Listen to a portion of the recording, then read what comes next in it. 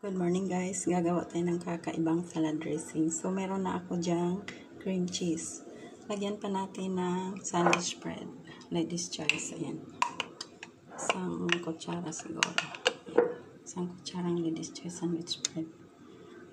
Tapos lalagyan pa natin ng pickles. Ayan guys.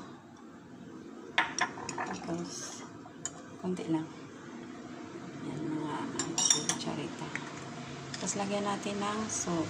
Kundi lang din salt. Ayan. Tapos lagyan natin ng paminta or black pepper. Ayan.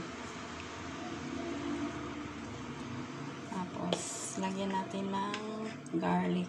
May garlic guys. Lagyan. Tapos lagyan natin ng celery. Ang celery guys, maganda sa katawan yan. Anti-gout.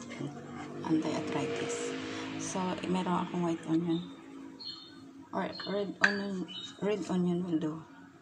Tapos, meron akong chopped na egg. Tapos, lagyan pa natin ng honey. Ayan.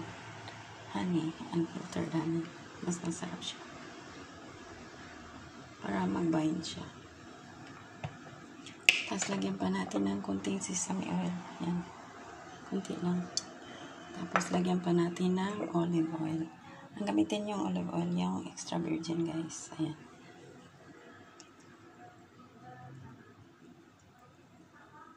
Tapos, gagamit din tayo ng konting QP. QP, yan.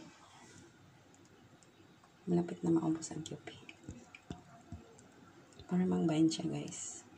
So, this time, dahil isi-serve ko naman to agad, hindi muna ako gagamit ng lemon.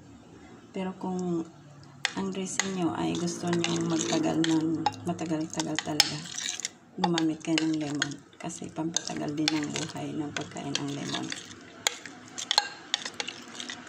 So, ang partner nito guys, ay ito. Yan. Meron akong carrots, tsaka romaine lettuce, tsaka yan, cucumber.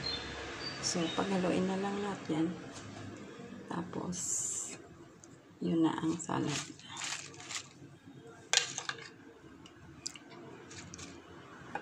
Mix lang. Pero hindi rin lahat kasi yung iba yan naman ang sobrang lunod sa dressing ang salad. So, ganun lang guys. Thank you so much guys for watching.